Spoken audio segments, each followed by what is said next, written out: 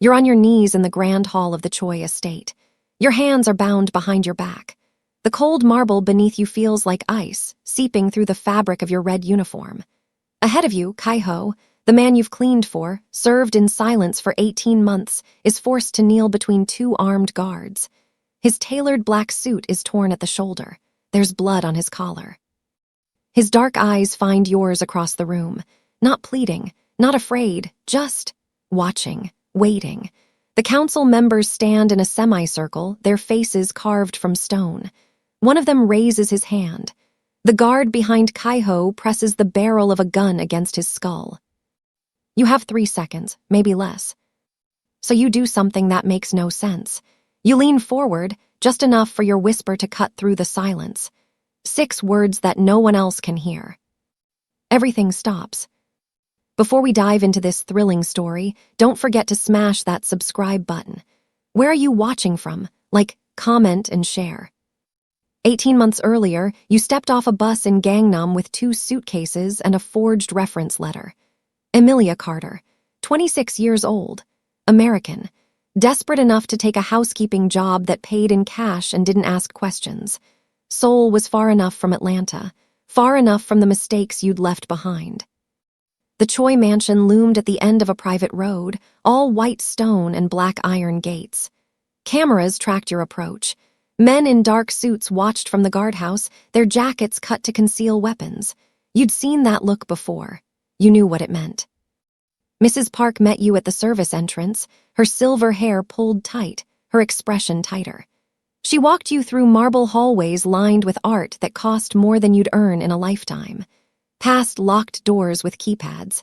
Past rooms where conversations stopped the moment you appeared. "You clean what I tell you to clean," she said in crisp English. "You speak when spoken to, and you follow one rule above all others."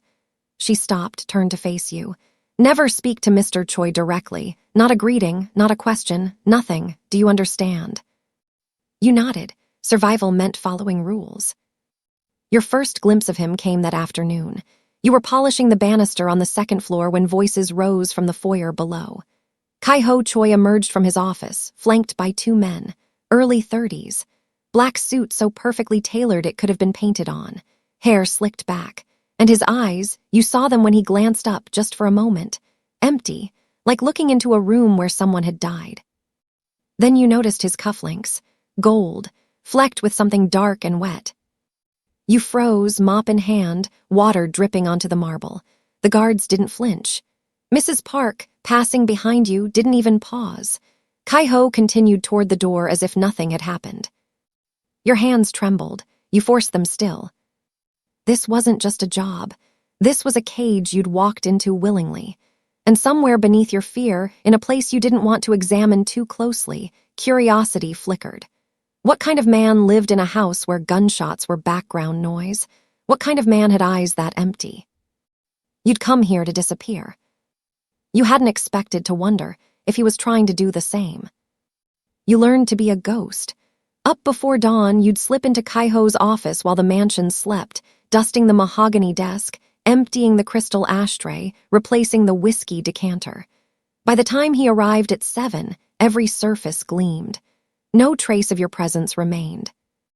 You ironed his shirts in the laundry room, steam rising around your face, and never once looked at him when Mrs. Park delivered them to his suite.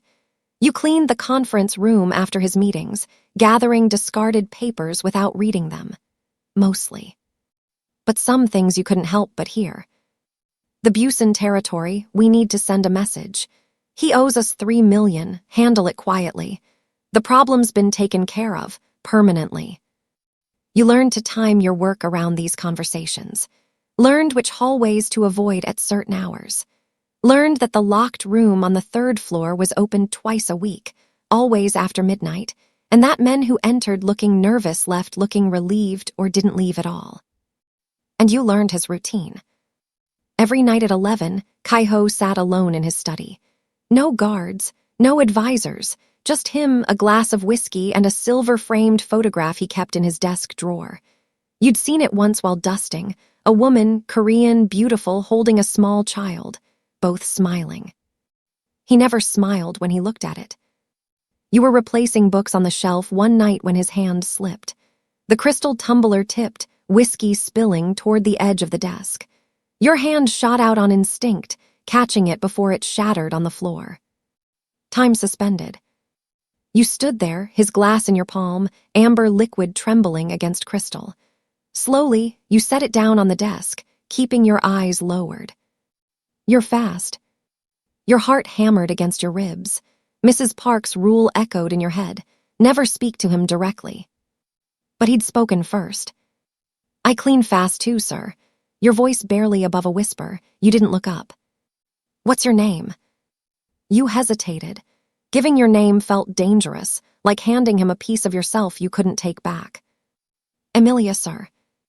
Another pause, longer this time. You could feel his gaze on you, studying, measuring. Thank you, Emilia.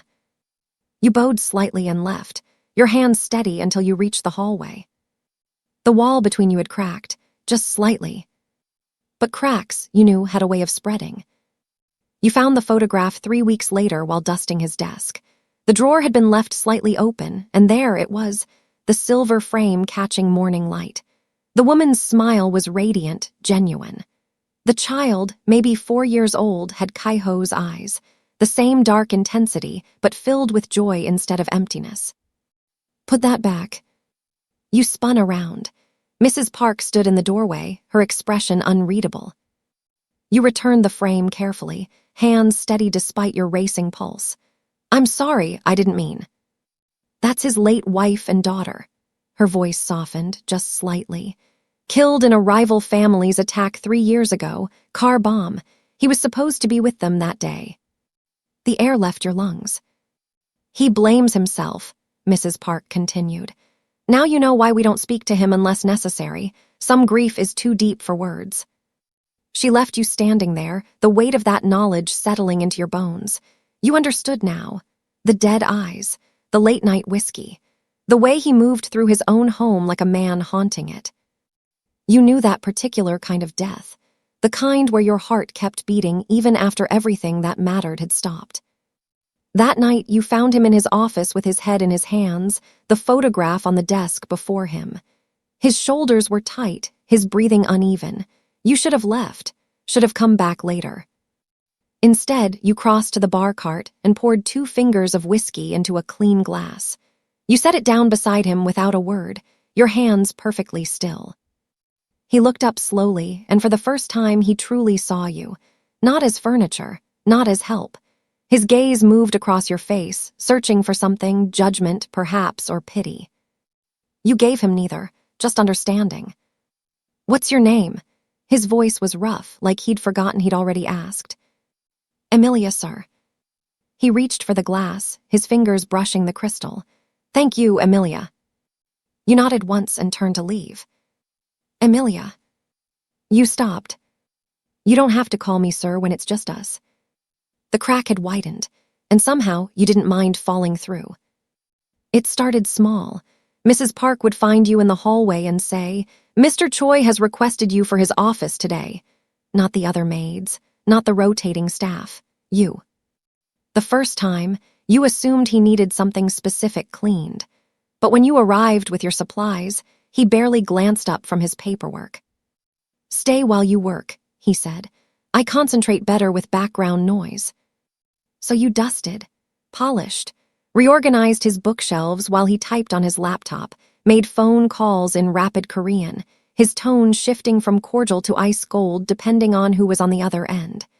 You understood nothing he said, but you learned to read his moods in the set of his shoulders, the tap of his pen against the desk. He never asked you to leave. A week later, you were folding laundry in the corner of his office, shirts pressed and warm from the iron, while he negotiated what sounded like a territorial dispute. His voice was measured, dangerous. You kept your eyes on the fabric, your movements quiet and rhythmic. When he ended the call, silence stretched between you. Sit. You looked up. He gestured to the chair across from his desk. You make me nervous standing there. Your heart stuttered, but you sat, hands folded in your lap. The power dynamic had shifted somehow, though you couldn't pinpoint when. You were no longer furniture. You were present. He slid a book across the polished surface toward you. Hardcover, English title. Read, he said, returning to his documents. I don't like being watched. You picked up the book, a novel, literary fiction, well-worn. He'd known you'd understand it. Known you needed something to do with your hands, your eyes, while occupying this strange new space between servant and something else entirely. You read, he worked. Rain tapped against the windows. An hour passed, then two. The intimacy of it was suffocating and somehow comforting at once. Two people existing in the same silence, carrying the same weight. When you finally stood to leave, he didn't look up. Same time tomorrow, Emilia. Not a question, but not quite a command either. You nodded to his bowed head and slipped out, the book still in your hands. The professional boundary wasn't just blurring. It was dissolving entirely. The guard outside Ki-Ho's office stopped you at midnight, his expression tight with warning. He's been drinking, be careful. You nodded and pushed through the door. Ki-Ho stood at the window, tie loosened, shirt partially unbuttoned, an empty glass dangling from his fingers. The whiskey bottle on his desk was 3/4 gone. You'd never seen him like this, unguarded, unraveling. Emilia, your name slurred slightly on his tongue. Perfect timing. You crossed to his desk and began tidying, folding the jacket he'd discarded over his chair. Familiar motions, safe territory. Do you know why I keep you here, Emilia? You stayed silent, smoothing the fabric with practiced hands. Not because you're the best cleaner. Mrs. Park could assign anyone. He turned from the window, swaying slightly. It's because you don't look at me with fear, or greed, or pity. Your fingers stilled on the jacket. Everyone else sees either a monster or a meal ticket. The guards fear me. The staff whispers about me. My own family walks on glass around me. He laughed, bitter and rough. But you. He moved closer. You could smell the whiskey, feel the heat radiating from him. You look at me like I'm already dead. His voice dropped to something rawer, more honest. I find that comforting. Your hand stilled completely on the fabric. You looked up, meeting those dark eyes for the first time without flinching. Maybe we're both ghosts, sir. His fingers brushed your wrist, barely a touch, but it burned like a brand. His skin was warm against yours, his pulse visible at his throat. Then let's haunt this place together. The words hung between you, dangerous and intoxicating. This was the line. You both knew it. Cross it, and there was no going back to the careful distance you'd maintained. No more pretending you were just the help. No more pretending he didn't wait for you every night like a man drowning waits for air. Your breath caught. His thumb traced the inside of your wrist, finding your racing pulse. Ki-Ho, you whispered, not sir, his name. The jacket slipped from your hands to the floor. Neither of you moved to pick it up. The line wasn't just crossed. It had been incinerated. Jin arrived on a Tuesday, new security, young, with an easy smile that seemed out of place in the Choi mansion. He held doors open for you, offered to carry your cleaning supplies up the stairs, made small talk about the weather in broken English. You work hard, he said one morning, grinning. Let me help. You accepted, grateful for the kindness. It had been so long since someone had treated you like a person instead of a shadow. You didn't see Ki-Ho watching from the second-floor landing, his KN knuckles white against the railing. That night, he summoned you to his office. His jaw was tight, his movements controlled in a way that made the air feel thin.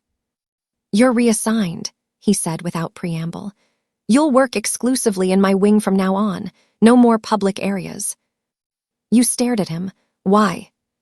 His eyes snapped to yours, something dangerous flickering in their depths.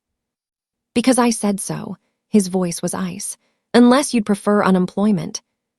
The threat hung between you, but beneath it you heard something else, something raw. I don't understand.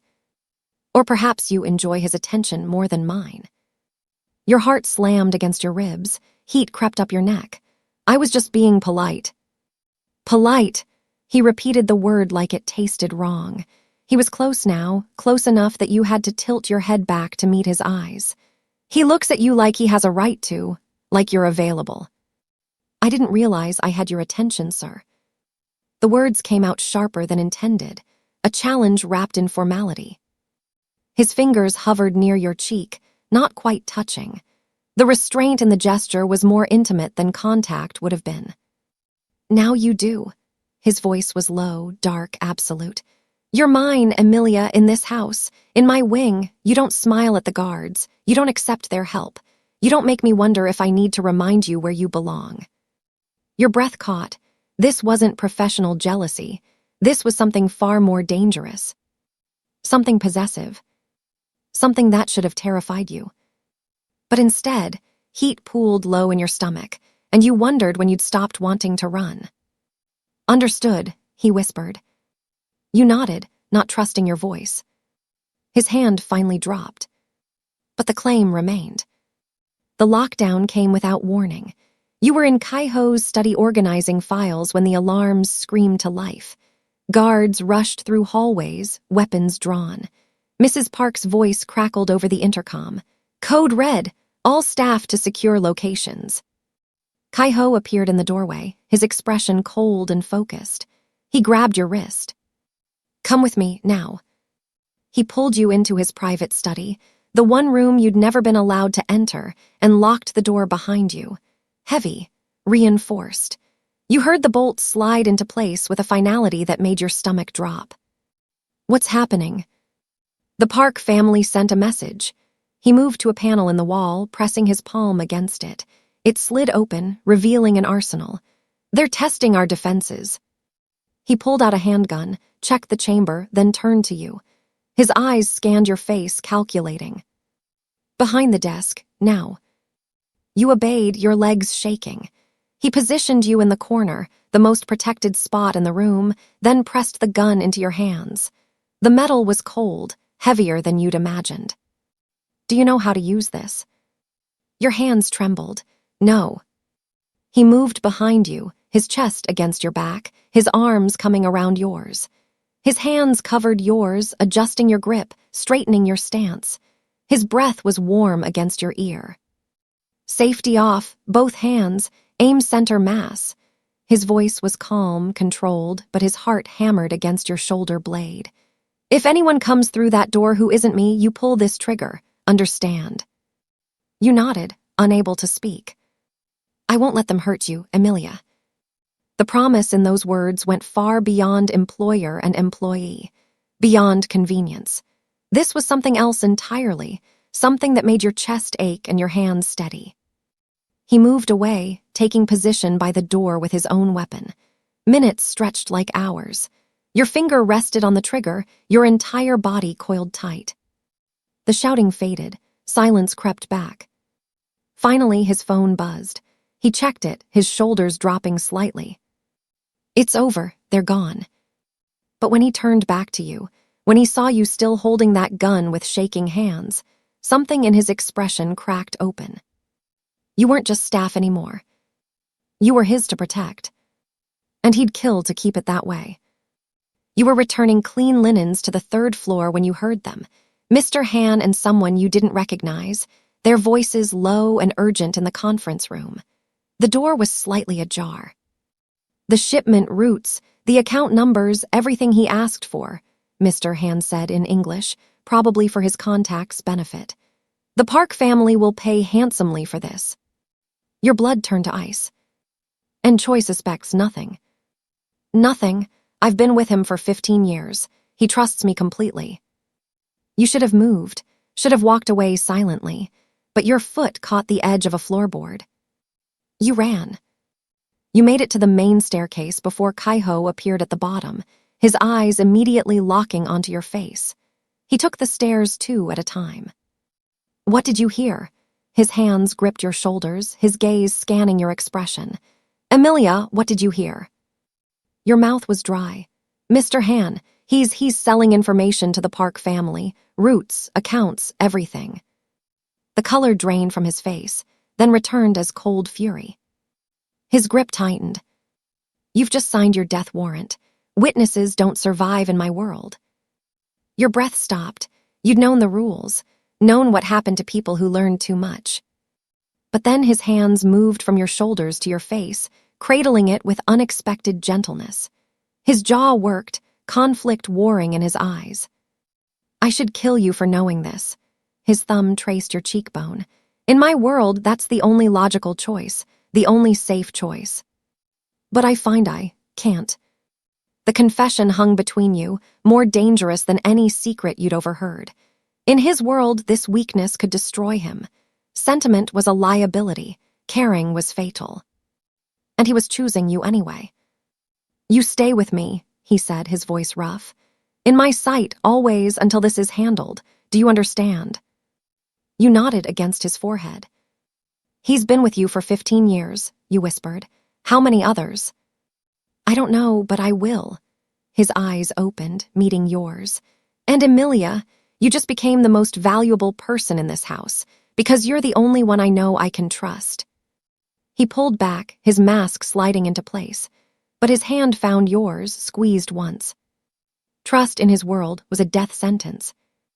But somehow, you'd both chosen to risk it anyway. They found Mr. Han in his office, evidence scattered across his desk like accusations. Ki-Ho's interrogation was swift, brutal, efficient. You watched from the doorway as the man who'd served him for 15 years crumbled. How long? Ki-Ho's voice was ice. 2 years. Blood trickled from Han's mouth. And it doesn't matter now. I already gave them everything, your location, your schedule. The Park family is coming tonight. Tonight? Han smiled through broken teeth.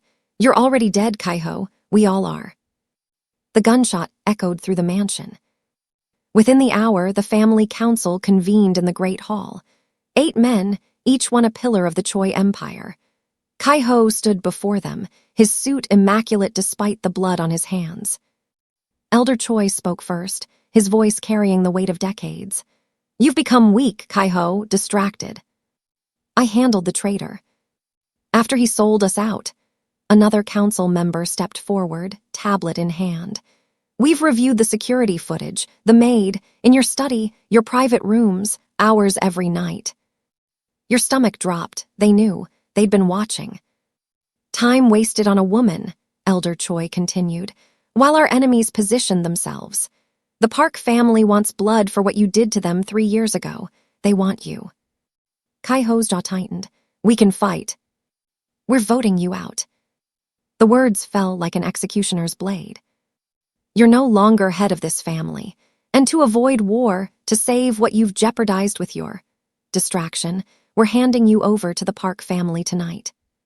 You watched from the servant's entrance as Ki-Ho's face went carefully blank. His power stripped, his authority dissolved. The empire he'd bled for, turning him over like a business transaction. The maid goes too, someone added. She knows too much, liability. Ki-Ho's eyes found yours across the room, and for the first time since you'd known him, you saw fear, not for himself. For you. She has nothing to do with this, he said, his voice rough. She has everything to do with this. She's the weakness that got you here. Guards moved toward you both. Everything was collapsing. His empire, his protection, his life. And somehow, impossibly, you realized he was more afraid of losing you than dying. They forced you both to your knees in the Grand Hall. And the Park family's execution squad was already at the gates. Elder Choi circled you like a predator, his eyes cold and calculating. Ki-Ho knelt 10 feet away, hands bound behind his back, 2 guards flanking him with weapons drawn. His face was bruised, lips split, but his eyes were locked on you with an intensity that burned. So, Elder Choi stopped in front of you. The American maid, tell me, did he share family secrets with you? Business details, names. You kept your mouth shut, your jaw clenched. Or perhaps, he leaned closer, his voice dropping with accusation. You seduced him for information, wormed your way into his confidence. Who sent you? The Parks, the Kims. She's not a spy, Ki-Ho said through gritted teeth. She's innocent. A guard struck him across the face. Blood sprayed across the marble. We're not asking you. Elder Choi's attention never left your face. We're asking her. You stayed silent, every muscle in your body coiled tight. Whatever you said would be used against him, against both of you. Very well, Elder Choi gestured lazily. A guard pressed a pistol to Ki-Ho's temple. Answer, or we kill him now, before the Parks even arrive. Save them the trouble. Your heart stopped. Time crystallized into this single moment. The gun against his head, the cold eyes of the council, the choice laid bare before you. You looked at Ki-Ho.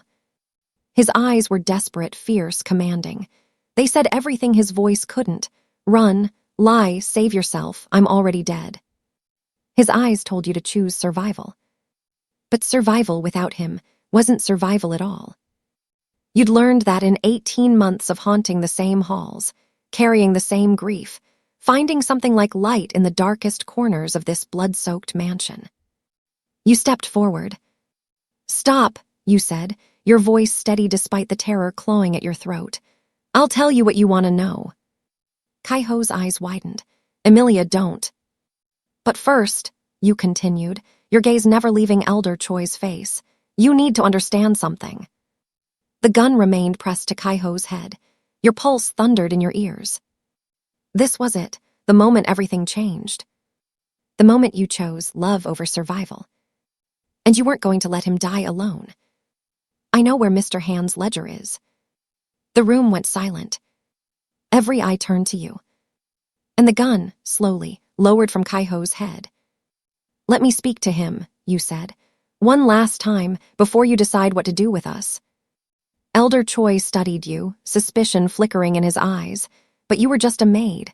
What threat could you possibly pose? He nodded once. You crossed the hall, each step echoing in the silence. The guards didn't stop you. Ki-Ho's breathing was ragged, his eyes searching your face with confusion and something that looked like grief. You knelt beside him, bringing your face close to his. I know where Hand's ledger is. His entire body went rigid. His eyes widened, pupils dilating as understanding crashed over him. The ledger, Hand's insurance policy. Every transaction, every bribe, every illegal deal for the past 15 years. Names, dates, account numbers. The kind of evidence that could dismantle the entire organization. Including the council members, who thought themselves untouchable. You pulled back just enough to see his face. A question in his eyes, are you sure? You answered with the slightest nod. You faced the council, your voice carrying across the hall with a strength you didn't know you possessed. I found it 3 months ago while cleaning Mr. Hand's office. A leather journal hidden behind a false panel. I didn't know what it was then, but I kept it safe. Elder Choi's expression shifted, a crack in his composure. You're lying. Am I? You met his gaze without flinching. Test me. I can tell you about the payment to Judge Kim in October, the weapons shipment through Busan Port under pharmaceutical labels, the property purchases under shell companies. Every name in this room appears in that ledger. The council members exchanged glances, the first traces of fear bleeding through their authority. Where is it? Elder Choi's voice was steel, but you heard the tremor underneath. Kill him and it goes to the prosecutors, along with copies of every security tape I've made over 18 months. Let him live, reinstate his position, and I burn it all. Every page, every backup. Silence crashed over the hall like a wave. The maid, the invisible woman they dismissed, held their lives in her hands. Ki-Ho stared at you, something between awe and terror in his eyes. You'd just become the most dangerous person in the room. And you'd done it to save him. The Kingmaker was a woman in a red uniform. And the kings were finally afraid. The council had no choice. Elder Choi's face was carved from granite as he gave the order. Release him, reinstate his position. The guards cut Ki-Ho's bonds. He stood slowly, blood still dripping from his split lip, his wrists raw, but his eyes never left yours. You produced the ledger that night from its hiding place, a loose panel behind the water heater in the basement laundry room. The leather was worn, the pages dense with Hand's meticulous handwriting. 15 years of crimes, catalogued like recipes. Ki-Ho waited in his study, the fireplace already lit. You handed him the ledger, without a word. Together, you fed it to the flames. Page by page, name by name, the evidence turned to ash. The council would never know if you'd made copies. That uncertainty would keep them in line, keep Ki-Ho safe. He watched the fire, then turned to you, his expression unreadable. Why didn't you use it to escape? His voice was raw. You could have bought your freedom, disappeared, started over anywhere in the world. You stared into the flames, watching years of corruption dissolve into smoke. Because freedom doesn't mean anything if you're haunting it alone. He crossed to you in 3 strides and pulled you close, his forehead pressing against yours. His hands cradled your face like you were something precious, something fragile he'd almost lost. You saved my life, his voice cracked on the words. Your hands came up to cover his, feeling the tremor in his fingers, the rapid pulse at his wrists. You gave me a reason to. For 18 months, you'd both been ghosts, him haunted by the family he'd lost, you running from a past you couldn't face. 2 people going through motions in a house that felt more like a mausoleum than a home. But somewhere in the silence, in the shared grief, in the dangerous space between employer and something infinitely more complicated, you'd found each other. 2 ghosts, learning to be alive again. Emilia, your name was a prayer on his lips. I can't promise you safety, my world is. I know what your world is. You opened your eyes, meeting his gaze. I'm choosing it anyway, I'm choosing you. The ledger burned to nothing behind you. And for the first time in 3 years, Ki-Ho smiled. Not the empty expression he wore for business, but something real, something alive. 1 week later, you walked through the mansion in a tailored black suit instead of a red uniform. Your hair was down, your spine was straight, and when you passed the guards, they bowed their heads in respect or perhaps fear. Ki-Ho had announced it at the emergency council meeting. Emilia Carter, personal advisor, not staff, not decoration. His equal in strategy, his partner in rebuilding what betrayal had nearly destroyed. The council members watched you with thinly veiled hostility during meetings, but they never challenged you. They'd learned what happened when they underestimated the woman who'd held their fates in her hands. Elder Choi had resigned his position quietly. 2 others had followed. The balance of power had shifted, and everyone knew who'd shifted it. Ki-Ho found you in his study one evening, reviewing security reports. He set something on the desk in front of you, a sleek black case. You opened it, a handgun, smaller than the one he'd given you during the lockdown, but no less lethal. Learn to use it properly this time. His voice was serious, his eyes darker. My world is dangerous. There will be others who want revenge, who see you as a weakness to exploit. You lifted the weapon, feeling its weight, its balance. Then you met his gaze. Our world, you corrected softly. Our world, he agreed. He moved behind you, adjusting your stance like he had before, but this time there was no panic, no immediate threat, just preparation, teaching you to survive in the darkness you'd chosen. The parks are regrouping, he said against your ear. They'll come again, and when they do, we'll be ready. You turned in his arms, the gun still in your hand. Together. His smile widened, something fierce and possessive in his expression. The council thinks I've gone soft, keeping you close. Have you? No, I've gotten smarter, more dangerous. His thumb traced your jawline. Because now I have something worth protecting, and a partner who's just as ruthless as I am when it matters. You'd entered this mansion as a ghost, running from your past. Now you stood as something else entirely. His advisor, his equal, his partner in the shadows. 2 ghosts who'd learned to haunt together. And this time, they were hunting. Night had fallen over the mansion, quiet and heavy. You sat across from Ki-Ho in his study, the only light coming from the fireplace and the city glowing beyond the windows. He swirled whiskey in his glass, watching you with an intensity that still made your breath catch. I never asked. His voice was low, careful. Why did you come to Seoul? What were you running from? You'd known this question would come eventually. You'd prepared yourself for it. But now, sitting here with him, the walls you'd built felt unnecessary. I witnessed something back in Atlanta, you said quietly. A crime, something that involved people with power, people who didn't want witnesses. You met his eyes. I testified anyway, and when the trial ended, when they walked free on technicalities, I received a message.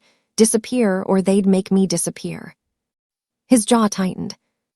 So I ran, halfway across the world, to a place where no one knew my name, where I could be invisible. A bitter smile touched your lips. I thought if I could just fade into the background, I'd be safe. Then we're both here, because we had nowhere else to go. Thunder rumbled closer. Rain intensified against the glass, turning the world outside into a blur. Stay with me, Emilia. His thumb traced circles on your palm. Not as staff, not as advisor.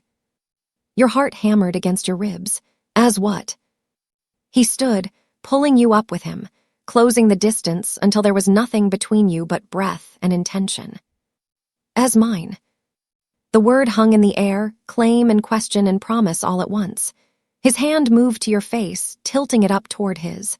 Rain drummed against the windows. Lightning flashed, illuminating his features for a split second. Want, fear, hope. Your lips parted to answer. Tomorrow night, Emilia, same time. Don't make me wait. Subscribe for part 2. Thank you for watching. Don't forget to like, share this video, and subscribe for more stories that speak to the heart. Where in the world are you turning in from? Let me know in the comments so we can connect and share our thoughts. I appreciate the time you spent here with me today.